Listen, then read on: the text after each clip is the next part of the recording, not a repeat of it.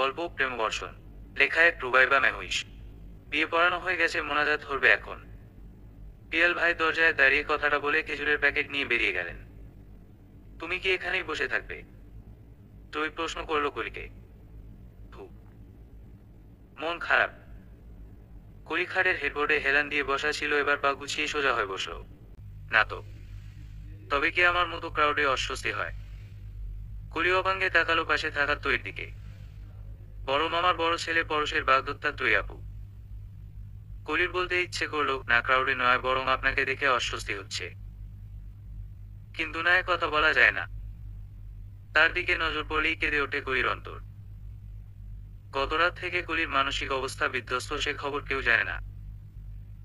রাতটা কেটেছে নির্ঘুম, ভরে উঠেই সে এ ঘরে ঘাপটি মেরেছিল। এখন দিন পেরিয়ে সন্ধ্যেলগ্ন, এখনো বসে আছে এ ঘরে।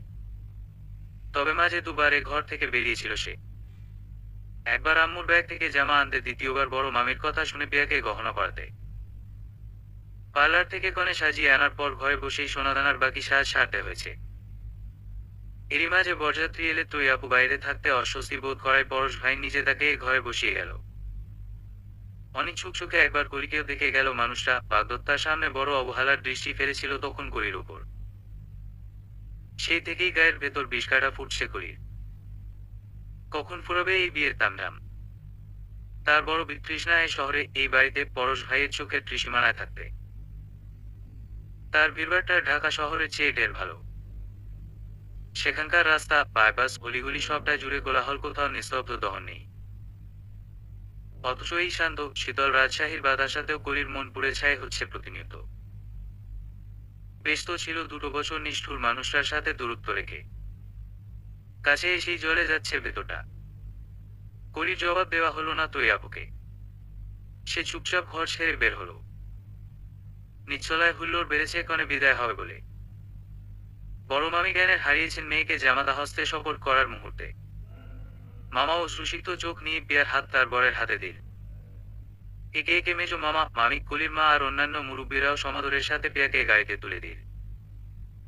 মূল দরজায় দাঁড়িয়ে কলি খুঁজতে লাগলো নিষ্ঠুর মানুষটা কোথায়। পিয়াল ভাই, রায়ান ভাই, বাকেরাও আছে, তবে সে কোথায় গেল? পরক্ষণেই ভাবলো থাকুক যেখানে খুশি, তার কি। পাষাণ লোককে আজকের পর সে চোখে দেখাটাও দেখতে চায় না। কথা সত্যি হলো। কাউকে কিছু না জানিয়ে রাতের বাসে রওনা হলো ঢাকার উদ্দেশ্যে। ততক্ষণে বিচার সভা বসেছে বড় মামার শোবার ঘরে। অপরাধী হিসেবে নিচু মস্তকে দাঁড়িয়ে আছে পরশ ভাই। প্রথম প্রশ্ন পরশ ভাইয়ের উদ্দেশ্যেই, চেইন ছিঁড়েছ কেন? এই প্রশ্নের উত্তর না দিলেও পরশ ভাই ঘোষণা দিয়েছিলেন তিনি তুইকে বিয়েটা করছেন না। ব্যাস, তারপরের সময়গুলো এক প্রকার ঝড়ো হাওয়ার মতো কাটছে কলির মামা বাড়ির শহরে। ফোন ধরছিস না কেন? সম্ভব ছিল না। বাড়াবাড়ি হয়ে যাচ্ছে না? এ কথা বলতে কল দিয়েছ? কেন এমন করছিস বলতো? আর তো মাত্র কয়েকটা দিন। ভনিতা রেখে স্পর্শ করে বলো কি বলছো। তুই বুঝিস না কি বলছি? বুঝলে নিশ্চয়ই প্রশ্ন করতাম না। কপালের সামনের ছোট চুলগুলো বেয়ে টপাটপ ঝরছে বৃষ্টির জল। ফোনটা সেই কখন থেকেই তার স্বরে বেজে যাচ্ছিল। কলির কানে শব্দ এলেও বৃষ্টিদোয়া রিকশায় বসে তা চেক করা সম্ভব হয়নি। আষাঢ়ের আজ তৃতীয় দিন। ঢাকা শহরের ব্যস্ত কিছু রাস্তা আজকের বর্ষণে কোমর অবধি ডুবে গেছে। কলি মাত্রই রিকশা থেকে নেমে হোস্টেলে ঢোকে। ভাড়া মিটিয়ে দ্রুত পায়ে গেট পেরিয়ে হোস্টেল বিল্ডিং এর লম্বা করিডোরে পা রেখেই ফোনটা ধরেছিল সে। কিন্তু পরশের এই অল্পতেই রেগে যাওয়া আচরণটা বিরক্ত লাগলো কলির। যে মানুষটা সপ্তাহখানেক আগেও ছিল তার প্রতি উদাসীন, আজ সে প্রতি মুহূর্তে তাকে রাগ, ক্রোধ আর প্রেমময় আচরণ দিচ্ছে। বিরক্তিটা ঠিক এখান থেকেই শুরু করি। সময় গুনে যাচ্ছে, সে কবে মানুষটা দেশ ত্যাগ করবে? একটুখানি স্পেস দরকার অতি প্রিয় এই মন পুরুষটার কাছ থেকে। একটা সপ্তাহ আগেও যে ছিল বুকের ভেতর ধকধকানির কারণ, আজ সে মানুষটা অসহ্যকর ভালোবাসায় পরিণত হয়েছে। এর কারণ কি? উত্তর খুঁজে পায় না করি। রিমঝিম ছন্দ তোলা বর্ষণে সিক্ত করি ফোন কানে নিরুত্তর। পরশের সহ্য হলো না এই নিশ্চিদ্র নীরবতা, সে এবার ফোনটাই ছুঁড়ে মারল কোথাও। এপাশে থাকা করি শুধু টের পেল যান্ত্রিক সংযোগের সমাপ্তিটুকু, অথচ একটু আজ করতে পারল না ওপাশে কি ঘটছে। মামা বাড়ির সাথে তাদের সুসম্পর্ক হুট করেই এখন দুঃসম্পর্কের হয়ে উঠেছে। সকাল বিকাল মায়ের মুখে এখন অভিশাপ বর্ষিত হয় করির জন্য। কে এক কালো দৃষ্টি পড়েছে যেন সম্পর্কগুলোতে, নাকি করি নিজেই সেই ত্রুটি যা দিয়ে সম্পর্ক ধ্বংস হয়। ভেজা চোখ মুখ ভেজা হাতে মুছতে মুছতে কলি উঠে গেল দোতলায় নিজ কক্ষে। ভাবতে লাগলো পরশ ভাইয়ের পিএইচডির এই প্রস্তুতিটা কি হঠাৎ করে নেওয়া, নাকি আগে থেকেই নিচ্ছিল। সে তো জানতো 1 সপ্তাহে কখনো বিদেশে যাওয়ার প্রসেসিং সম্ভব নয়, তার ওপর সোজা পিএইচডি শুরু। না ওই পাষাণ লোক বড় ধূর্ত, নইলে সুন্দরী এক কন্যার সাথে ঘোরা করে বাগদান সেরে এখন কেন দেশ ছাড়ছে। ছাড়ছে তো ছাড়ছে, তবে এঙ্গেজমেন্ট ভাঙলো কেন? বিয়ে করে বউ রেখে কি পিএইচডি করা যায় না? কলির মাথা ধরেছে খুব, ভেজা কাপড় বদলে চটপট ইলেকট্রিক পোটে চা বানিয়ে বসল বিছানায়। এক চুমুক চা মুখে দিতেই মনে হলো এত বিষাদ চা সে জীবনে কখনো বানায়নি আগে। মন অস্থির, নিজেই কি এবার কল করবে পরশ ভাইকে। বেহায়া মন যতই বলুক সে মানুষটাকে ঘৃণা করে, মন তো জানে সে ঘৃণা শুধুই মুখোশ। আজই গোছাচ্ছিস সব? পরশের মা আমিনা ছেলের ঘরে ঢুকেই প্রশ্নটা করলেন। পরশের ছোট্ট জবাব, এত তারা কিসের? ঢাকা যেতে হবে আম্মু। কলির কাছে। ভিনেক ফুল স্লিপ কালোটি শার্টটা ভাঁজ করতে করতে মায়ের দিকে তাকালো পরশ। লুকোচুরির দিন শেষ হয়ে গেছে গত সপ্তাহেই। বাড়িতে এখন সবার জানা পরশের মন মস্তিষ্কের সকল কারসাজি। এদিকে বিয়ে ভাঙার দায় ত্রয়ীর বাবা ফোন করে রোজই এক দফা ধমকি দেন মামলা করবেন বলে। পরশের সেদিকে খেয়াল নেই, সে নিজের মতো নিজের একটি মাস পরিকল্পিতভাবে চালিয়ে যাওয়ার ব্যস্ত। পরশের মা এক গ্লাস দুধ হাতে ছেলের ঘরে ঢুকেছিলেন, ছেলের কথা শুনে হাতের গ্লাস বেড সাইড টেবিলে রেখে ঘর ছাড়লেন। ছন্নছাড়া আচরণে পরশকে বড্ড অবুঝ লাগছে এখন আমিনার। পরিবারে যে তাণ্ডব শুরু হয়েছে তা যে খুব দ্রুত থামবে না তা বুঝতেই তিনি আগের চেয়েও নীরব হয়ে গেছেন। এ পরিবারে এমনিতেও তিনি এক জড় বস্তু রূপেই আছেন। পরশের গন্তব্য জাপান, বাড়ির সকলে জানে নেদারল্যান্ড। এত বড় মিথ্যেটা পরশ ইচ্ছে করেই বলেছে। ত্রয়ীর সাথে এনগেজমেন্টটা ছিল একটা ফেক ডিল। ত্রয়ী প্রেগন্যান্ট, কিন্তু তার পরিবার সে কথা জানত না। ত্রয়ীর প্রেমিক প্রতিষ্ঠিত ডাক্তার, ত্রয়ী হবু ডাক্তার, অথচ এরা দুজনই মানুষ নামের নিকৃষ্ট জীব। একজন প্রেমিককে বিয়ের প্রেশার দিতে জবরদস্তি দৈহিক সম্পর্ক করল, ফলস্বরূপ নিজের ভেতর নতুন সত্তার আগমন। কিন্তু অদৃশ্য কখনো মানুষ নিজে ঠিক করতে পারে না, তারা শুধুই কর্মফল ভোগ করে। ত্রয়ীর ক্ষেত্রেও তাই হয়েছে। সে গর্ভধারণ করেছে, সে কথা জানতেই প্রেমিকের মন ঘুরে গেছে। এদিকে ঘটকের মাধ্যমে পরশের বায়ু পৌঁছেছে তার বাড়ি। প্রথম সাক্ষাতেই পরশ ত্রয়ীকে বিয়ে করবে জানিয়েছিল। তাতে কি? ঘটনা গড়িয়েছে রঙিন পর্দার সিনেমার খুব সস্তা কাহিনীর মতো। ত্রয়ী মুখের ওপর বলেছিল সেও পরশকে বিয়ে করবে না, এক কথা দু কথায় দুজনে খোলাসা করেছিল ভেতরকার কূট সত্য। বন্ধুর মতো একে অপরের সহযোগিতায় তারা এগিয়ে এসেছে। পরশ পিএইচডির প্রসেসিং মাথায় রেখেই ত্রয়ীর সাথে বাগদান করেছে, সেই সাথে অপেক্ষা ছিল কলির পক্ষ থেকে কোন প্রকার সঙ্গে। কিন্তু না, তার ভাবনা ভেস্তে গেল কলির নির্লিপ্ততায়। ত্রয়ীর অবশ্য অসুবিধা তেমন নেই, তার পরিবার ডাক্তার সাহেবকে কখনোই মানবে না তা সে জানত, আর ডাক্তার সাহেব নিজেও না মানছে নিজ সন্তানকে। বুদ্ধিভ্রষ্ট হয়ে ত্রয়ী এখন পরশকেই ফাঁসিয়ে দিয়েছে। পরশ দেশ ছাড়ার আগেই সে নিজের পরিবারে নাটক করে বাচ্চার খবর চাওয়ার করল। পরশ সেদিকে পাত্তা দিচ্ছে না আপাতত। তার প্রথম কাজ ঢাকায় গিয়ে কলির সাথে সুন্দর একটা সম্পর্ক তৈরি করা। বুক ভর্তি হতাশা আর মস্তিষ্ক ভর্তি চিন্তা নিয়ে দেশ ছাড়ার কোনো মানেই হয় না। ওইটুকুনি পুচকু মেয়ে ভালোবাসাবাসী নামে তাকে নাকাল করবে নীরব থেকে, এটা সহ্য করা যায় না। যাওয়ার আগে হয় বিয়ে হবে, নয় এঙ্গেজমেন্ট। তারপরেই মনে পড়লো এঙ্গেজমেন্টের ভরসা নেই, হবে তো বিয়ে। ভাই ফোন কোথায় তোমার? পিয়াল ব্যস্ত পায় পরশের ঘরে ঢুকলো। হাতে তার Rajshahi to Dhaka bus ticket. নেই। নেই মানে কি? আমি কতবার কল দিলাম। নেই মানে নেই। আজাইরা কথা বাদ দিয়ে বল কাজ করছিস। এই নাও টিকিট। কিন্তু কিন্তু কি? এসি বাসে পাইনি, এজন্যই কল দিয়েছিলাম। যা আছে চলবে। পিয়াল ভাইয়ের হাতে টিকিট দিয়ে ঘর ছাড়লো। পরশ শেষবারের মতো কাগজপত্র লাগেজ সব চেক করে বের হলো ঘর থেকে। টাকা পয়সা ক্যাশ না থাকলে কার্ড আছে সাথে, তার উপর পিয়াল আছে সাহায্য করতে। বাবা বাড়ি নেই, এই সুযোগ হাঙ্গামা ছাড়াই বেরিয়ে পড়ার।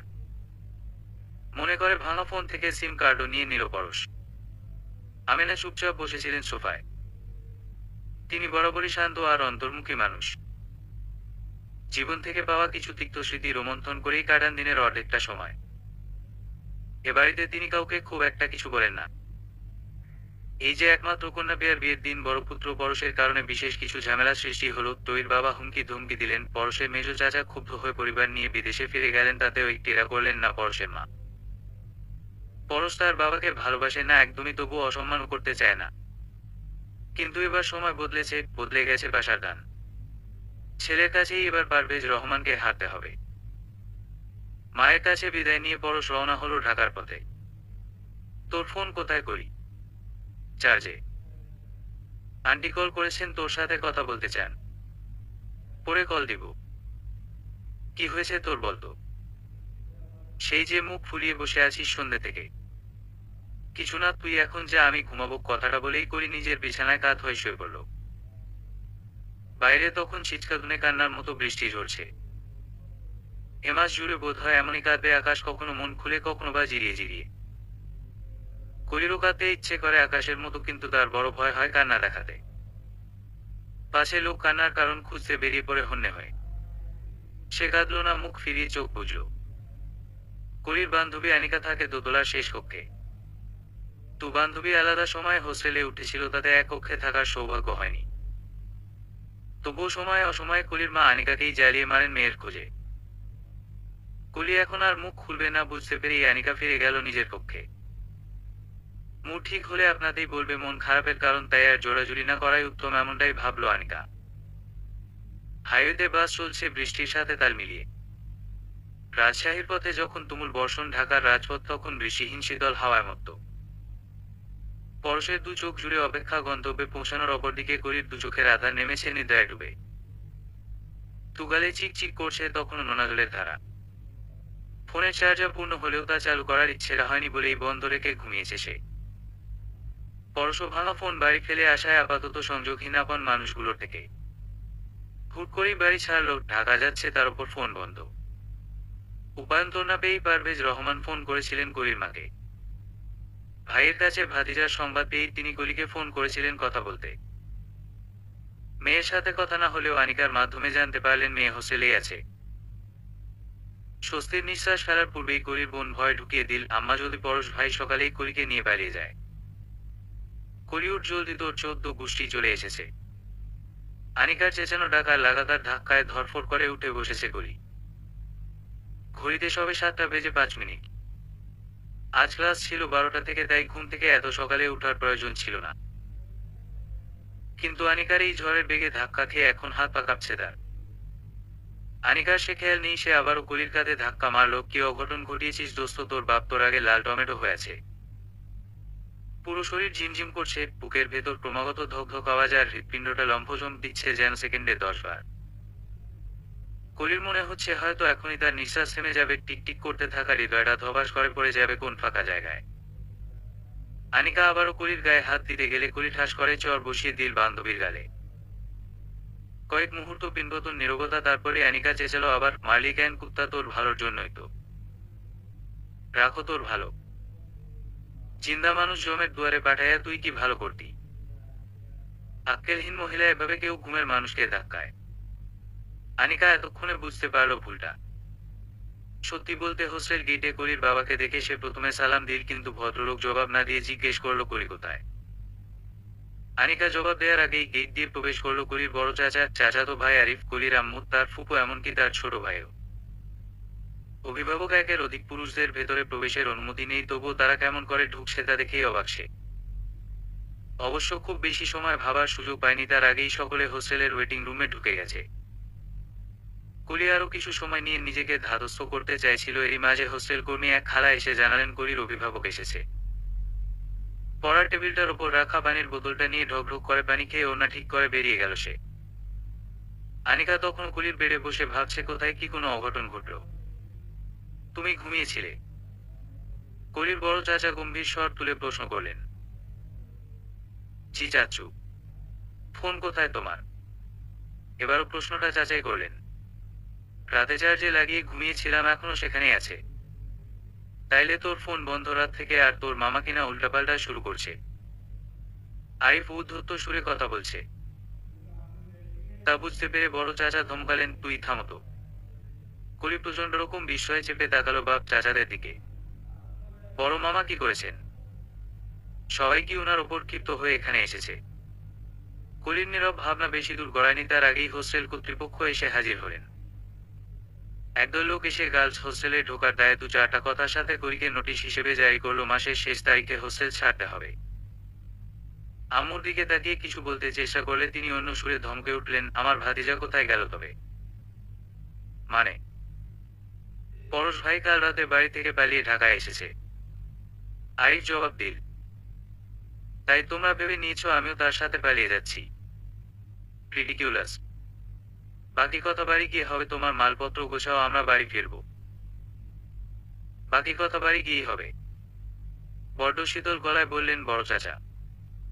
কলির বাবা আপাতত তার ভাইয়ের ওপর কিছু বলবেন না বলেই মনস্থির করেছেন, কিন্তু কলির মা হুট করেই নাকি সুরে কাঁদতে লাগলেন। মাত্র কিছুদিন হয় হোস্টেলে এসেছে কলি।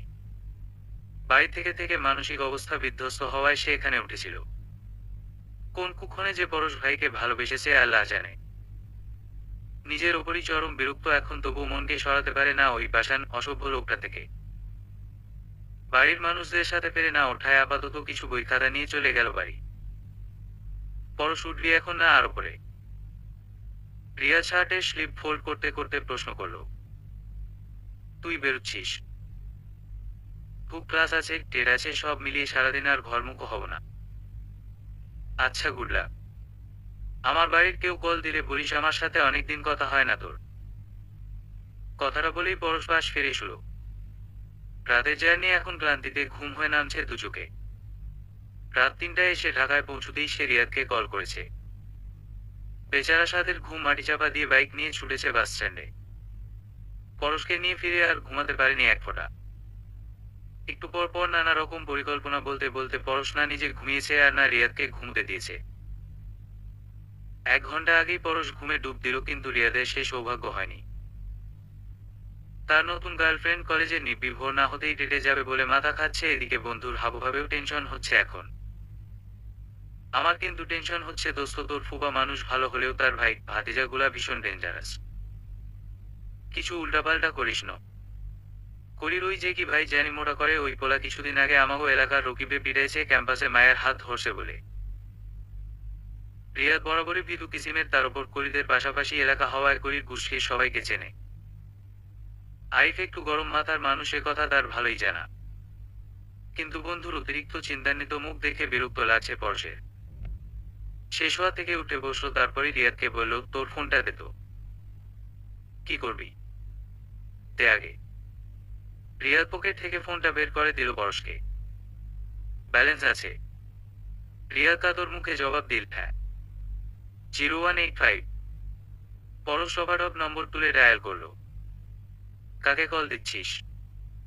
হুশস রিয়াদকে থামিয়ে দিল। ওপাশ থেকে কল রিসিভ হতেই পরশ কণ্ঠস্বর গম্ভীর করে কথা বলল, কলি বলছো? ওপাশে জবাব রিয়াদ শুনল না। এপাশে পরশ বলল, আন্টি কলির কাছে আমার দরকারি একটি নোট ছিল, তাকে বলবেন 10টার মধ্যে যেন ক্যাম্পাসে এসে দিয়ে যায়। ওপাশে আবারও কিছু বলতেই পরশ বলল, নানা তাকে ডাকার দরকার নেই, এতটুকু বললেই হবে। জি আল্লাহ হাফেজ। রিয়াদ হা করে তাকিয়ে রইল পরশের দিকে।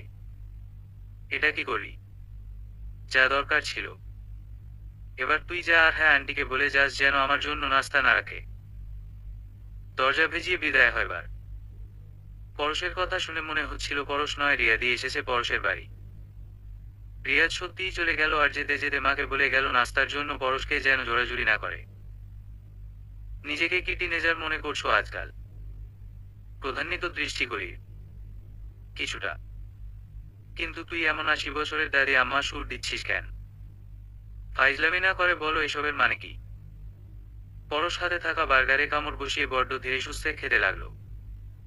কলির রাগ বাড়তে লাগলো পরশের আচরণে। সে আবারও কিছু বলতে মুখ খুলতেই পরশ তাকে ইশারা করলো চুপ থাকতে। নিজেই বলতে লাগলো, নাস্তা করে আসিসনি বুঝতেই পারছি। আগে বার্গার খা পরে কফি খাওয়া, আসন বার্গারটাতে চিলি সস বেশি দিয়ে এনেছি যাতে ঝালে তোর মুখ পড়ে। তারপর মেয়েলি ঢঙে মুখ লুকিয়ে হেসে দিল পরশ, যেন কথাটা বলতে ভীষণ লজ্জা পাচ্ছে সে। আদতে লজ্জা নয়, ফাজলামো করে কলিকে রাগাতেই এমন আচরণ করছে সে। এমন শুরু করলে কেন তুমি? এমন ঢং তোমার সাথে একদম যাচ্ছে না, বরং অসভ্য অসভ্য লাগছে। ইয়েস, তোর সামনে অসভ্যই আমি। এবার সরাসরি কথা বলি, শোন, বার্গার খা, তারপর কফি, এরপর বসুন্ধরায় যাব, আমার ফোন নিয়ে একটা ফোন কিনতে হবে। আমি যাচ্ছি, তোমার যা খুশি করো। আর হ্যাঁ, ফার্দার যদি রং নাম্বার থেকে কল দাও তবে আমি মামাকে সেই নম্বরগুলো পাঠিয়ে দেব। তার মানে বলতে চাইছিস নিজের নম্বর থেকে কল দেব? কলি বসা থেকে উঠে পড়ল। সকালে মায়ের মুখে ফোন কলের কথা শুনেই তার মনে হয়েছে পরশ ভাই করেছে কলটা। আন্দাজ নিয়ে নির্দিষ্ট সময়ে ক্যাম্পাসে পৌঁছতেই তার ধারণা সত্যি হলো। পরশ ভাই কোথা থেকে বেরিয়ে সামনে এসে দাঁড়ালেন। সিনক্রিয়েট না হয় সে ভয় পরশ ভাইয়ের কথা মতো একটা ক্যাফেতে এসে বসল। কিন্তু তাতে কি হলো, বাসার লোকটা এখন ফাজিল হয়ে গেছে। ফালতু সব কথাবার্তা বলে যাচ্ছে একের পর এক। তার এখন মনে হচ্ছে এই পরশ ভাইকে সে ভালোবাসে না একটু। সে তো তাকে পাত্তা না দেওয়া পরশ ভাইকেই ভালোবাসে। আর সময় নষ্ট না করে সে বেরিয়ে গেল ক্যাফে থেকে। যেতে যেতে শুনল পরশ ভাই বলছে, হাতে 1 মাস সময় আছে, প্রেম করে নেবরে, কিন্তু আফসোস করবি করি। উত্তরমুখী একটা শীতল হাওয়া চোখে মুখে বাড়ি খেল। আলগোছে করা হাত খোবাটা বাতাসের ঝাপটায় মুহূর্তেই খুলে গেছে করির। ছাদের ওপর মেঘাচ্ছন্ন আকাশে সুরমারঙা গোধূলি বিষণ্ণতায় মুড়িয়ে দিল মেয়েটাকে। এই বাতাসে ভেসে এলো পাকা কাঁঠালের ঘ্রাণ। এমন দিনে কাঁঠালের ঘ্রাণ বিরক্তির উদ্রেক ঘটিয়েছে তার। কাঁঠাল কাঁঠাল ঘ্রাণ কেবল জ্যৈষ্ঠের প্রখর রোদ্দুরে দুপুরেই মিটে লাগে। কিন্তু এখন কলি আরো কিছু ভাবার আগেই মা এলো এক বাটি কাঁঠাল হাতে। পেছনে পেছনে হেলতে দুলতে এলো বড় চাচি। বুঝতে বাকি নেই এখন কোন বিষয়ে জ্ঞান প্রদান কার্যক্রম চলবে। লম্বা শ্বাস টেনে প্রস্তুতি নিয়ে নিল সে। এই মেকুলি আশফাক বড় একটা কাঁঠাল এনেছে, খেয়ে দেখ, খুব স্বাদ। হাসি হাসি মুখে মা বাটিটা বাড়িয়ে দিল কলির দিকে। মেজো চাচার বড় ছেলে আশফাক ভাই কাঁঠাল এনেছেন। বাড়িতে এই একমাত্র ভাই যিনি দুনিয়ার সকল প্রকার খাবারের খোঁজ জানলেও বাড়ির আর কোন খোঁজ তিনি রাখেন না। কিন্তু এই মুহূর্তে কাঁঠাল সংক্রান্ত আলাপ খুব একটা হজম হচ্ছে না তার। মায়ের সাথে সাথে চাচিও বলছেন, কাঁঠালের কোয়া বেশ শক্ত করি। তুই তো এমনই পছন্দ করিস। তুই হয়েছিস একদম তোর চাচার মতো। তোর চাচাও এমনই কাঁঠাল পছন্দ করে। কিছু কি বলবে তোমরা? সরাসরি প্রশ্ন করল কলি। আকাশটা মেঘলা, আজ তো বৃষ্টি হবে বলে মনে হচ্ছে। তোর চাচা মেহমান আসবে বলেছিল, এক কাজ করি, কাল আসতে বলি।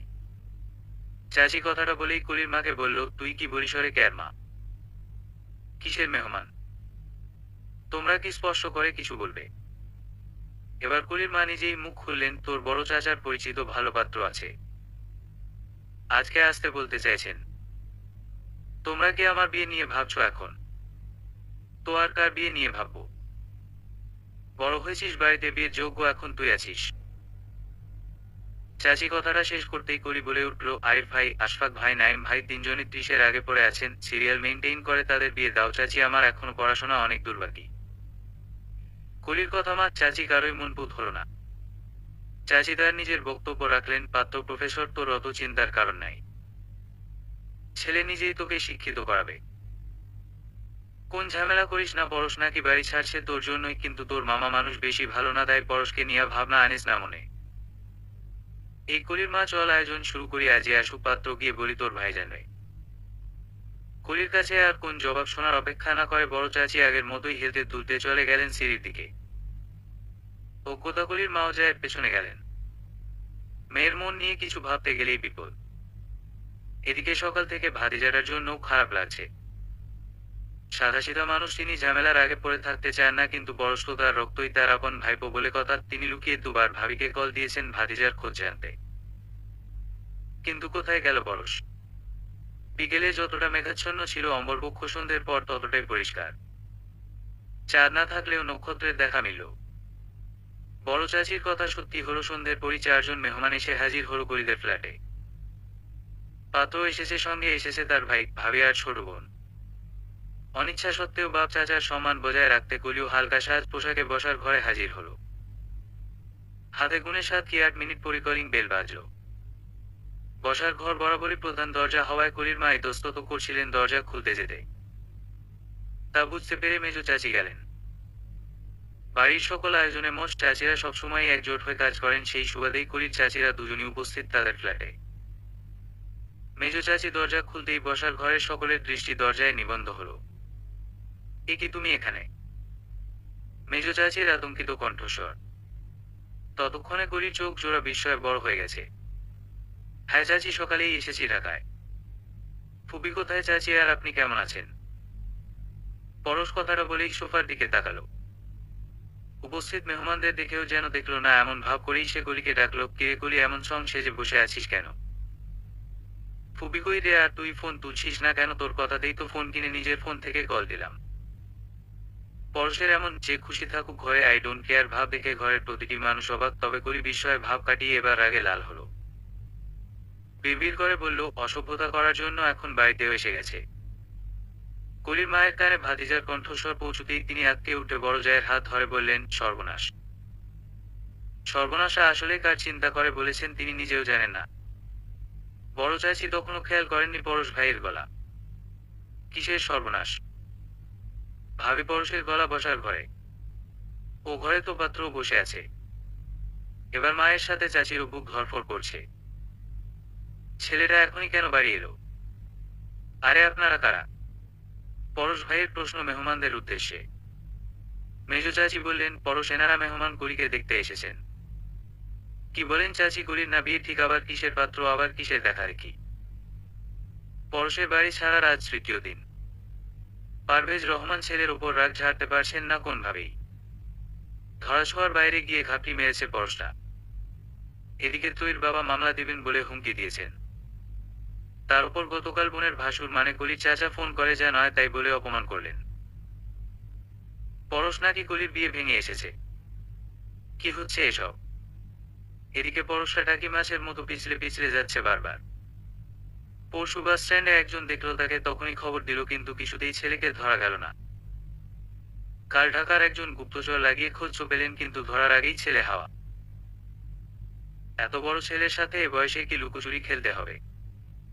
কথাটা ভাবতেই মনে পড়ল পরশের মায়ের কথা। পরশ মা ভক্ত ছেলে, নিশ্চয়ই কোন না কোন ভাবে মায়ের সাথে যোগাযোগ করবেই। এই সুযোগ। তোর ব্যক্তিগত পুরুষ হিসেবেই থাকবো তোর পাশে। সাধ্য থাকে তো দূরে সরিয়ে দিস। পশ্চিমাকাশের লালচে আভা মিলিয়ে যাওয়ার আগেই কথা শেষ করে চলে গেছে পরশ ভাই। যেতে পথে একটিবারও আর ফিরে তাকাননি কলির দিকে। রাজশাহী ছেড়ে ঢাকায় তিনি কলির জন্য নয়, নিজ কাজেই এসেছিলেন। সিভিল ইঞ্জিনিয়ারিং এ পিএইচডির সুযোগটা তিনি হাতের মুঠোয় পেয়েও হারাতে বসেছিলেন। ভুল ত্রুটি কিছু ছিল কাগজপত্রে, মূলত সেই ঝামেলার সুরাহা করতেই ঢাকায় এসেছেন।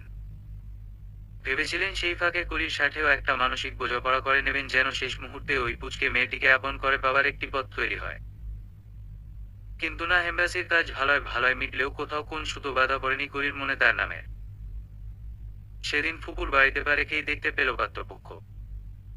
ঠান্ডা রসিক, তার মেজাজটাতে গরম ঘি পড়ল যেন পাত্র দেখে।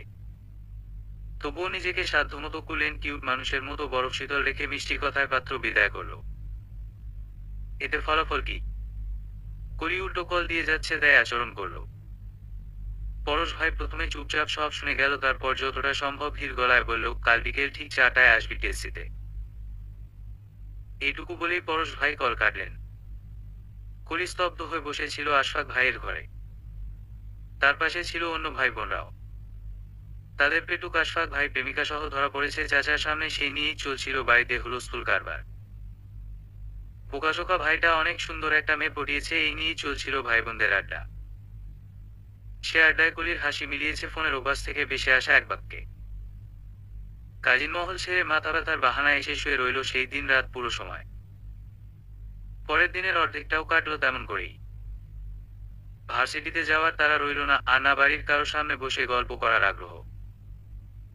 বইয়ের পাতা উল্টে পাল্টে রেখে দিল বিছানায়। পড়াশোনার ধার দিয়ে যাওয়া হলো না সারাদিন। দুপুরের পর গা ঝাড়া দিয়ে ঢুকে গেল বাথরুমে। ভালো করে চুল শ্যাম্পু করে গোসল শেষ করলো। নিজের ওয়ারড্রোব খুঁজে খুঁজে বের করলো বছর 2 পুরনো এক কুর্তি। পুরনো হলেও কুর্তিটা ছিল রাজশাহী থেকে কেনা। শুধু রাজশাহী নয়, বরং পরশ ভাইয়ের নিজ ইনকামের টাকা থেকে কেনা। স্মৃতির পাতা থেকে একটুখানি নজর বুলাতেই দেখতে পেল সোনালি সেই দিনটা। কলি এসএসসি পরীক্ষা দিয়ে নানার বাড়ি গেল। মামা খুশি হয়ে 1,000 টাকা দিলেন পরশ ভাইকে। বলেছিলেন, এই টাকা নিয়ে কুলি আর পিয়াকে কিছু খাইয়ে আনিস। পরশ ভাই টাকাটা নিলেও কুলি আর পিয়াকে নিয়ে কোথা গেল না, বরং একটা পিৎজা আর দুটো কোল্ড ড্রিঙ্কস বাড়িতে এনে বলল, খেয়ে নিস। বাকি টাকা নিজের পকেটে রেখে তিনি প্ল্যান করলেন বন্ধুদের সাথে ঘুরতে যাবেন। পিয়া বোকার মতো পিৎজা পেয়েই খুশি, কিন্তু কুলি সহজে ভুলল না। সে পরশকে বলল, মামাকে বলে দিব তুমি টাকা মেরে দিয়েছ। এক কথা দুই কথায় অত বড় মেয়ে কান্নাকাটি শুরু করে দিল। পরশ সত্যিই ভেবাচেকা খেয়ে গেল সেদিন কুলির কাণ্ড দেখে। না পারতেই সে দুজনকে নিয়ে গেল মার্কেটে। টাকা সে আগেই খরচ করে ফেলেছিল, সে মুহূর্তে তার কাছে 1,000 টাকা, তাও কিনা পুরনো পিসি বিক্রির, সেটা দিয়ে কিনে দিল কুর্তি দুটো। বাইরে থেকে কেনা 450 টাকার সুতির সেই কুর্তি কুলি কখনো পরেনি এর আগে। আজ হঠাৎ সে কুর্তিটাই গায়ে জড়িয়ে কপালে ছোট্ট একটা টিপ লাগিয়ে রওনা হলো পরশের বলা ঠিকানায়। তখনও সে জানতে পারল না তার জন্য টিএসসির লোক সমাগমে অপেক্ষা করছিল ভীষণই অপ্রত্যাশিত ঘটনা। সে যখন এসে দাঁড়ালো পরশের বলা জায়গায়, সেখানে ছিল এক ঝাঁক বাইকার। প্রথমে ঘাবড়ে গেল অচেনা মুখের ভিড়ে, যখন চেনা মুখটির দেখা মিলল না। সেকেন্ড গড়িয়ে মিনিট পেরোলো 10 থেকে 12টি, তখন চোখে পড়লো একটু দূরে ছোট্ট একটা কাজের ঠোঙ্গা হাতে তার দিকেই আসছে মানুষটা। হাওয়ার বেগে সেকেন্ডে এসে দাঁড়িয়ে গেল তার সামনেই। কলি কিছু বলার আগেই তিনি বললেন, শরীরে সব গুছিয়ে নিতে একটু সময় লাগলো। কলি বুঝল না রাস্তার পাশে দাঁড়িয়ে পরশ ভাই ঠিক কি গুছিয়ে নিলেন। সে কিছু বলতে প্রস্তুতি নিল, সে সময় আবার একটু ভীত হলো প্রত্যেকেরা বাইক একসাথে চালু হওয়ায়। কারা এরা? ভাবতে না ভাবতেই জবাব এসে গেল, ভয় পেয়েছিস নাকি? কি পাগল, দেখ আমার রাজশাহী, ঢাকা আর চট্টগ্রামের সব বন্ধু এরা। আসলে ফেসবুকে স্ট্যাটাস দিলাম না সেদিন অন দা ওয়ে, সাথে নেদারল্যান্ডের ফ্ল্যাগ, তাতেই ইনবক্সে ঝড়। সবগুলোই বলল দেখা কর, তাই সুযোগ বুঝে সবগুলোকে ট্যুরের নামে এক করলাম, রাতে ব্যাচেলর পার্টি দিচ্ছি, তে যাও। পরশ ভাই যতটা উত্তেজনা নিয়ে গল্প শোনাচ্ছেন, কলির ততটা ধৈর্য কুলোচ্ছে না। সে বিরক্তি নিয়ে বলল, এসব গল্প ফাঁদ থেকে আমায় ডেকেছেন না? আমার দেশ ছাড়ার আর মাত্র 3 দিন বাকি। কাল গায়ে হলুদের আয়োজন করেনিস? এ মানে? বিয়ের অনুষ্ঠান পরে হয় কি না হয় কে জানে, দেয় আর কে, আফসোস যেন না থাকে। কলির মনে হলো পরশ ভাই বোধহয় ডেট ফেল নিষিদ্ধ জিনিস খেয়ে উল্টাপাল্টা বকছে।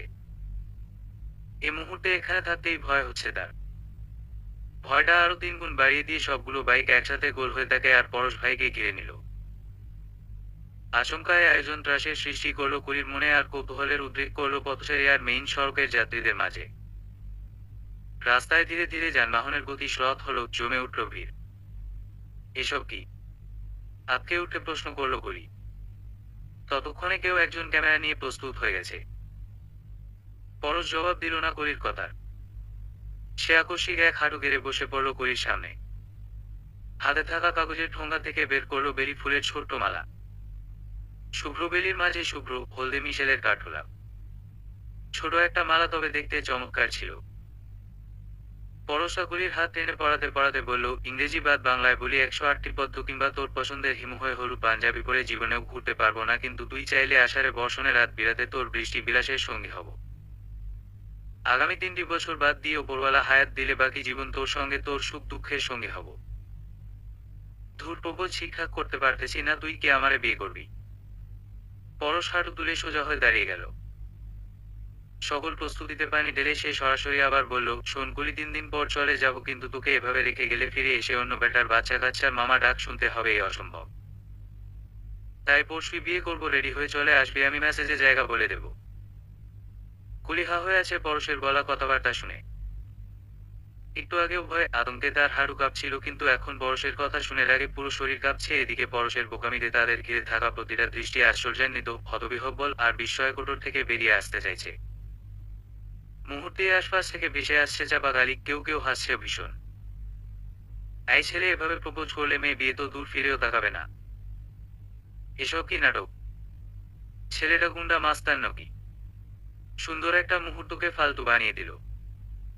আরো অনেক অনেক রকম মন্তব্য ছুটে আসছে চারপাশ থেকে, আর কলির রাগে চোখ ছলছল।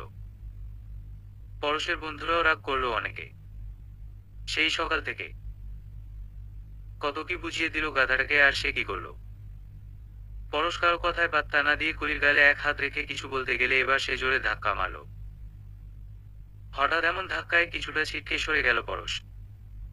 কলি এবার চেঁচিয়ে উঠল, এসব কি রকম অসভ্যতামি? এ কমন ভণ্ডামি তোমার? ফাইজলামি করার জায়গা পাও না তাই এভাবে ভরা রাস্তায় আমাকে ডেকে ভণ্ডামি শুরু করেছো? এসব কি বলছিস করি? আমার কথা শোন। কি শুনবো? হ্যাঁ, এত সব ড্রামা কষের জন্য করছো? কখনো বাড়ি এসে বিয়ে ভাঙছো, কখনো হবু বউকে প্রেগন্যান্ট করে বিয়ে ভেঙে দিচ্ছ, আবার কখনো ওসব ভুয়া খবর করি। আচ্ছা তুই আগে আমার কথা শোন, আমি সবটা বলছো তোকে। কথাটা বলতে বলতে পরশ আবারও কলির গালে হাত রাখতে যাচ্ছিল, তখনই কলি হাত ঝাড়া দিল। কথায় কথায় গায়ে হাত দাও কেন? লজ্জা করে না পরপুরুষ হয়ে মেয়েদের গায়ে হাত রাখতে? কলির কথা শেষ হওয়ার সাথে সাথেই কষে থাপ্পড় লাগালো পরশ। মেয়েদের কথা বলছে কলি তাকে? সে কতজন মেয়ের গায়ে হাত রেখেছে? আর গায়ে বলতে কি বোঝালো কলি? সহ্য হলো না তার এমন বাক্য। ধৈর্য হারিয়ে মেরাই বসল কলিকে। সেকেন্ডে আবার মুখও খুলল, এত বড় কথাটা বলার আগে একটু বুক কাঁপল না তোর? কি বললো তুই এটা? আমি মেয়েদের গায়ে হাত দেই বল দেই? একমাত্র তোর গালেই হাত রেখেছি আমি, আর কি বললি পরপুরুষ? ঠিক আছে, তবে তোর ব্যক্তিগত পুরুষ হিসেবেই থাকবো তোর পাশে। সাধ্য থাকে তো দূরে সরিয়ে দিস। মুখের কথাটুকু শেষ করে ভিড়ভাট্টায় হারিয়ে গেল পরশ। কলিঠায় দাঁড়িয়ে রইল একই জায়গায় কিছুক্ষণ। পরশের বন্ধুরা সকলেই অস্থির হয়ে বাইক থেকে নেমে পরশকে খুঁজল। পরশ চলে যেতেই ভিড় কমে এসেছিল ধীরে ধীরে, পুরো জায়গাটাও আগের মতো হালকা হয়ে এলো। কলির তখনও মাথা ঝিমঝিম করছে, দৃষ্টি ঝাপসা। পরশের এক বন্ধু সামনে এসে কিছু বলতে চাইলে কলি তাকে এড়িয়ে গেল। কোনোমতে একটা রিক্সা ডেকে তাতে করে চলে গেল বাড়িতে। বাড়ি এসে অনেকটা সময় ঘর অন্ধকার করে শুয়ে রইল চোখ বুজে। সন্ধ্যার অনেক পরে, তখন প্রায় রাত 8:30 বাজে, ছোট চাচি এলো মিষ্টি নিয়ে। কলির তখন মাথা ব্যথায় মরণদশা। কেঁদেছিল অনেকক্ষণ, তাতেই এই ব্যথার সৃষ্টি। চাচি ঘরের বাতি জেলে মিষ্টি এগিয়ে দিয়ে বলল, এখনো শুয়ে আছিস কেন? ওদিকে যে বিয়ের সানায় বেজে গেল। কার? শাহজানামা মুহূর্তটায় ধরার সবচেয়ে সুন্দর মুহূর্তগুলোর একটি এমনটাই মনে হয় কলির। এ শহরে সন্ধ্যের আগ মুহূর্তে নিস্তব্ধ একাকিত্ব পাওয়া ভার, তবুও হলের 3 সদস্যের ছোট্ট এই কামরাটায় কিছুটা হলেও নির্জনতা মেলে। রুমে এখন বান্ধবী নেই, সিনিয়র আপুটিও নেই, তাই একদমই একা বসে কলি ভাবছে পরশ ভাইকে আর উপভোগ করছে দক্ষিণ কোণের মেঘশূন্য রক্তিম আকাশের রঙ্গদোল।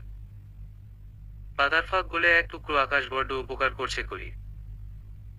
আনমনেই সে খুঁজে পাচ্ছে জোর পরশ ভাইকে আর একটা দিন এড়িয়ে চলার, তারপরেই তো মানুষরা দেশ ছাড়বে, সেই সাথে ছাড়বে কলিকে।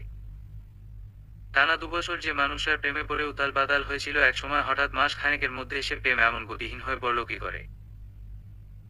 তবে কি সে শুধু দূর থেকে দেখা মানুষটাকেই ভালোবাসে? কাছের পরশকে সে চায় না একটু? এমনও হয় বুঝি? যাকে ভালোবাসে তাকে তো মানুষ সর্বাবস্থায় ভালোবাসে, তবে কেন তার টান আসে না এই পাগলাটে পরশ ভাইয়ের প্রতি? বাড়ি থেকে একের পর এক কল আসছে তো আছেই। আশফাক ভাইকে সবাই যা ভাবত তিনি তা মোটেও নন। বড় চাচু প্রেমিকা সহ ধরেছিল ওনাকে, কিন্তু কে জানতো সেই মেয়ে প্রেমিকা নয়। লুকিয়ে আরো মাস 3 আগেই তারা বিয়ে করে ফেলেছে। বাড়িতে হুলস্থুল কাণ্ড এ নিয়ে, এরই মাঝে করি বাড়িতে না গিয়ে কালি হলে এসে উঠেছে, এ নিয়েও একটা ঝামেলা হবে। কিন্তু কলির এখন এসব নিয়ে ভাবতে ইচ্ছে করছে না, আর তো মাত্র একটা দিন। তারপরই ওই পাগল লোক দেশ ছাড়বে, কে জানে এরপর আর কলি তাকে দেখবে কিনা আর কখনো। তাই আজকে বসে শুধু তাকে নিয়েই ভেবে ভেবে রাতটা কাটাবে বলে ঠিক করলো। এবার চোখ বুজে পুনরায় ভাবতে চাইলে আবারও বেজে উঠল ফোনটা। কপাল কিঞ্চিত কুঁচকে তাকাতেই দেখলো পরশ কল করছে। ফোন ধরবে না করেও ধরলো। বলো বেয়াদব, ফোন ধরে সালাম দিতে হয় জানিস না? আসসালামু আলাইকুম। ফাজিল কোথাকার। এবার কি করলাম? ফাইজলামি করেছিস? সালাম দেওয়া ফাইজলামি মনে হয় তোমার? না, তোর ফাইজলামি অন্যটা। কোনটা? কলি প্রশ্ন করলেও উত্তর পেল না, বরং আদেশ এলো পরশের তরফ থেকে, জলদি একটু বাইরে আয় তো। কেন এত প্রশ্ন করিস কেন কথায় কথায়? যা বলছি তাই কর। পারবো না। তুই পারবি, সাথে তোর 14 গুছিয়েও পারবে ফাজিল। জলদি আয়, বৃষ্টি নামবে মনে হচ্ছে। কেন এমন করছো পরশ ভাই? যাও এখান থেকে, আমি দেখা করব না। কথা বাড়াস না তো কলি, এমনিতেই বৃষ্টি পড়ছে ঝিরিঝিরি। জোরে নামলে ভিজে যাব, তখন জ্বর চলে আসবে। জ্বর নিয়ে বন্ধুর বাড়িতে উঠলে কে সেবা করবে? আমার জ্বর তো জানিস, কাঁপাকাঁপি, বমি করা, উল্টাপাল্টা কথা বলার, চোখ উল্টে আসা। এই থামো তো, আসছি আমি। গায়ে রওনা ঠিক করে সময় দেখলো করি। এই ছেলেকে এখন না থামালে আরো কত কি যে উঠে আসবে, তার বক্তব্যে একমাত্র আল্লাহই জানেন। 7:35 বাজে, তার মানে এখনো সময় আছে কিছুটা। 9টার পর বের হওয়া যাবে না, আসাও যাবে না, কিন্তু এখন সমস্যা হবে না বলেই করি বের হলো রুম থেকে। হলের গেট পেরিয়ে এদিক সেদিকে তাকাতেই পরশকে দেখতে পেল। এক হাতে ফোন কানে ধরা, অন্য হাত মুষ্টিবদ্ধ। রাস্তার পাশের হলদে বাতির আলোয় করি খেয়াল করলো পরশ ভাইকে। লম্বা চওড়া মানুষটা একটু বোধহয় শুকিয়ে গেছে, কিন্তু কাল তো দেখতে এমন লাগেনি। নাকি কাল সে ভালো করে তাকিয়ে দেখেনি? দেখবি বা কেমন করে, ভরা রাস্তায় অতগুলো বাইক আর অমন ধারার প্রপোজে ভরকে গিয়েছিল সে। কিন্তু আজ এখানে পরশ ভাইকে দেখতেই বুকের ভেতর কিছু একটা ভেঙে চলে আসছে যেন। এত রোগেটে আর পাতলা লাগছে মানুষটাকে, চোখের কোল ডুবে আছে রাত জাগার সাক্ষী নিয়ে। পরশ স্বল্প সময়ই সামনে এসে দাঁড়ালো করির। দেখলি কেমন বৃষ্টি হচ্ছে? অযথায় দেরি করালে, আমি তো প্রায় ভিজেই গেছি। কেন ডাকলে? যে কারণেই হোক, আমি ডাকলেই তুই চলে আসবি। করির মেজাজ খারাপ হলো এবার। তারই ভুলেই মাথা খারাপ, লোক ডাকতেই কেন এলো সে? আগেই বোঝা উচিত ছিল ফালতু লোক ফালতু কথা বলতেই ডাকবে। নিজের ভুল হয়েছে ভেবেই করি ফিরে যেতে পা বাড়ালো। পরশটা টের পেতেই হাত ধরলো করির। আরে দাঁড়া 1 সেকেন্ড বলেই পরশটার মুঠোয় থাকা একটুখানি কাঁচা হলুদ বাটা মেখে দিল করির মুখে। হঠাৎ কি হলো করি তা বুঝে ওঠার আগেই পরশটাকে আরো বেশি চমকে দিয়ে নিজের গাল ঘষে নিল করির গালে। আর ক্ষীণ স্বরে তার কানের কাছে বলল, গায়ে হলুদ মোবারক ম্যাডাম। এরপর আর এক মুহূর্ত দেরি না করে সে রাস্তা পেরিয়ে রিক্সা করে চলে গেল কোথাও। অনেক কষ্টে এই হলুদটুকু পিষিয়ে এনেছে সে এক বন্ধুর বাড়ি থেকে। হলুদ ছাড়া বিয়ে হবে, কেমন কথা? এমন করেই এক বন্ধু বলার পরই পরশ ভাবলো এইটুকু তো করাই যায়। যেমন ভাবনা তেমন কাজ, সেও বাজারে গিয়ে এক টুকরো হলুদ কিনেছে 10 টাকায়। তারপর সেটা বন্ধুর বাড়িতে গিয়ে লুকিয়ে চুরিয়ে শিলনোড়ায় পিষে প্লাস্টিক এক কাগজে পেঁচিয়ে নিয়ে এসেছে। আর এখন তা কলির গালে মাখিয়ে দিয়ে পালিয়ে গেল কেমন। কলি তখনও ঠায় দাঁড়িয়ে আছে রাস্তার কিনারায়। বৃষ্টির তোর বেড়ে চলছে। পথচারী অনেকেই যেতে যেতে কলিকে দেখছে, কেউ আবার বৃষ্টি বলে জোর পায়ে চলে যাচ্ছে নিজ গন্তব্যে। মিনিট কয়েক পর যখন বৃষ্টির তেজ অনেক বেড়ে গেল, অনেক বেশি, ঠিক তখনই কলির হুঁশ ফিরল যেন। সে ধীর পায়ে ফিরে গেল রুমে। হলু কি শুধু কোণের হবে নাকি? বন্ধু রায়হানের গলায় আক্ষেপ ঝরে পড়ল। গাছের গুড়িতে পা ঝুলিয়ে বসে আছে পরশ। সকল বন্ধুই এখন ঢাকায় অবস্থান করছে, তবে কেউ কেউ বিভিন্ন জায়গায় ঘুরে বেড়াচ্ছে, কেউ কেউ আবার পরশের সাথেই থাকছে। পরশ এতদিন ছিল রিয়াদের বাড়িতেই, কিন্তু কাল থেকে সব বন্ধুরা এসেছে বলে সে উঠেছে হোটেলে। সন্ধেতে কলিকে হলুদ লাগিয়ে কয়েকজন বন্ধু মিলে বসে আছে মাঠের এক পাশে। রিয়াদের বাড়ির পাশেই এ মাঠে তারা কাটাবে অনেকটা সময়। রাতটা পার করে সকালেই বেরোবে শেষ মুহূর্তের কিছু কেনাকাটায়। তার মধ্যে লিস্টের প্রথমেই আছে একটা লাল টুকটুকে বেনারসি। টাকা বেশি থাকলে হয়তো স্বর্ণের এক জোড়া দুল আর একটা চেইনও কিনত সে। আফসোস, তার হাতে যে টাকা সবটাই হিসেব করা দরকারের, তাই আপাতত সাজ শুধু বেনারসির পূরণ করবে বলে মনস্থির করেছে। উপরওয়ালা চাইলে দেশে ফিরে সকল স্বাদ পূরণ করেই ঘরে তুলবে সে তার ঘরনিকে। পরশের ভাবনা অনেক ভবিষ্যৎ নিয়ে, কিন্তু আপাতত মশার সাথে সাথে রায়হানের চিমটিও তাকে অসহ্য করে তুলছে। শালা কি শুরু করলি এমন চিমটা স্ক্যান? তো কি করবো, রাত বাড়তাছে না? তোরে হলুদ দিমু না আমরা? রায়হান আগের মতোই আক্ষেপ শোনালো। রিয়ার পাশেই ছিল সেও, এবার একজোট হলুদ ঠিকই বলতেছেও। চল আমাদের ছাদে বসে কিছু একটা করি। ফাইজলামি পেয়েছিস তোরা? একদমই না, একই সাথে বলে উঠল দুই বন্ধু। পরশ বিরক্তি নিয়ে তাকালো তাদের দিকে। কাজের কাজ কিছুই হলো না, উল্টো শেষ পর্যন্ত ঠিক আকস্মিক ঘরে বেঁধে পরশকে নিয়ে গেল রিয়াদের বাসায়। রিয়াদের মা বাড়ি ছিলেন না আজ, তাই আর একটু সাহস করে রিয়াদ বাকি বন্ধুদেরও ডাকতে বলল পরশকে। অন্যের বাড়িতে একসাথে 15-20 জন বন্ধু বান্ধব নিয়ে রাত বিরাতে হল্লা করা বড্ড অবিবেচক কাজ বলে মনে হলো পরশের। তাই সে বেছে বেছে সবচেয়ে কাছের 4 জন বন্ধুকে কল করে আসতে বলল। রিয়াদরা স্থানীয় এবং বাড়িতে কয়েকটা ফ্ল্যাট ভাড়াটিয়া থাকায় খুব বেশি হইচই ছাড়া ছাদে উঠে গেল। অন্য বন্ধুরা আসার আগেই রিয়াদ বাজারে গেল আবারও একটু হলুদ কিনতে। রায়হান গেল একটা সাদা লুঙ্গি, গেঞ্জি আর তোয়ালে কিনতে। পরশ একা বসে ফোনে এটা সেটা অনেকক্ষণ সময় নিয়ে ঘাটাঘাটি করে ঠিক করলো আজ মাকে কল করবে। গতকালই সে নতুন আরো একটা সিম কিনেছে মায়ের সাথে কথা বলতে। পরশ জানে বাবা তার পেছনে লোক লাগিয়েছে, এমনকি মায়ের ফোনটা হয়তো চেক করছে প্রতিনিয়ত। তাই সে কদিনে অনেকগুলো নাম্বার থেকে কল করেছে মাকে, এবং অবশ্যই সে কথা বলার জন্য জায়গা পরিবর্তন করেছে। রিয়াদের বাড়িতে থাকছে বলে এ বাড়ি থেকে সে কখনোই মাকে কল করেনি। ফলে তার লোকেশন বাবা আজ অব্দি ঠিকঠাক পায়নি খুঁজে। এখন ভাবছিল আর তো মাত্র একটা দিন, কাল সন্ধ্যের আগেই সে উড়াল দেবে এ দেশের মাটি ছেড়ে, তাই এখন বাবা লোকেশন জানলেই বা কি হবে। রাতের মধ্যে নিশ্চয়ই এসে পৌঁছতে পারবেন না তিনি। এমন ভেবেই সে পুরনো সিম থেকেই মায়ের নম্বরে কল করতে ডায়াল করলো মায়ের নম্বরে। দোস্ত দেখ কি কে আনছি। উচ্ছ্বসিত কণ্ঠে রায়হান কথাটা বলে সামনে এলো পরশের। সাথেই তার আরো এক বন্ধু আদনান। রায়হানের কণ্ঠ শুনেই কল ওপাশে পৌঁছানোর আগেই কেটে দিল পরশ। কি কে আনলি? বিরক্তির সাথে প্রশ্ন করলো। এই দেখ, পাঞ্জাবি, পাজামা, টুপি, কাঁচা হলুদ আর হাতের জড়িওয়ালা ফুল। এক এক করে শপিং ব্যাগ থেকে বের করে দেখালো রায়হান। পরশ দেখলো হাতের ফুল বলতে সে জরির চকমকে সুতোয় বানানো একটা ফুল এনেছে। হ্যাঁ, গ্রামের বিয়েতে এইসব বর কনেকে পড়তে দেখেছে সে। কিন্তু এখন এসব করা হাস্যকর ব্যাপার, যেখানে বিয়েটা সত্যিই হবে কিনা সন্দেহ। সে তার চেষ্টায় একান্তই নিজ প্রচেষ্টায় এগিয়ে যাচ্ছে দূর বহুদূর। হাতে সময় মাত্র কয়েক ঘন্টা, এরপরই হয় আজীবনকার নয়, কোনো দিনকার নয়। দুজন বুকের খাঁচা শূন্য অথবা পূর্ণ হবে কাল। পরশকে গম্ভীর চিন্তিত মুখে বসে থাকতে দেখে রিয়াদ বুঝতে পারল কি চলছে তার মনের ভেতর। এক বন্ধু গেছে রাতের জন্য খাবারের ব্যবস্থা করতে, ততক্ষণে রিয়াদ ভাবল হলুদটুকুর একটা ব্যবস্থা করা যায়। দোতলায় এক মুরব্বী দম্পতি থাকেন ভাড়া, তাদের বাড়িতে গিয়ে সে হলুদ বেটে দিতে অনুরোধ করল। মহিলা প্রথমে সন্দিগ্ধ হয়ে তাকায় রিয়াদের দিকে, পরে বিনা প্রশ্নেই হলুদ পেস্ট করে দেন। ছাদের এক পাশে শতরঞ্জি বিছিয়ে পরশকে বসিয়ে সব বন্ধু মিলে হলুদে একদম মাখিয়ে ফেলল কয়েক মিনিটেই। হঠাৎই রায়হান বলল, এত কিছু হচ্ছে আর একটা ছবি তুলব না? পরশ পাত্তা দিতে চাইল না সে কথায়। বন্ধুরা তো নাছোড়বান্দা, তারা জোর করেই স্বল্প আলোর মাঝেই নানাভাবে ছবি তোলে আর জোর করেই ছবিগুলো সেন্ড করে কলির হোয়াটসঅ্যাপে। তৎক্ষণাৎ সেগুলো সিন করে কলির মাথায় বাজ পড়ল যেন। অবিশ্বাস্য নজরে অনেকক্ষণ সে দেখতে থাকলো ফটোগুলো। এই মুখটা আজ লাগছে ঠিক সেই বৃষ্টি রাতের মতো। কেউ প্রেমে পড়ার প্রথম মুহূর্ত মনে করতে পারে কিনা জানে না করি, কিন্তু তার সে প্রথম দমকা হাওয়ায় ভেসে যাওয়ার মুহূর্তটুকু কখনোই ভুলবে না।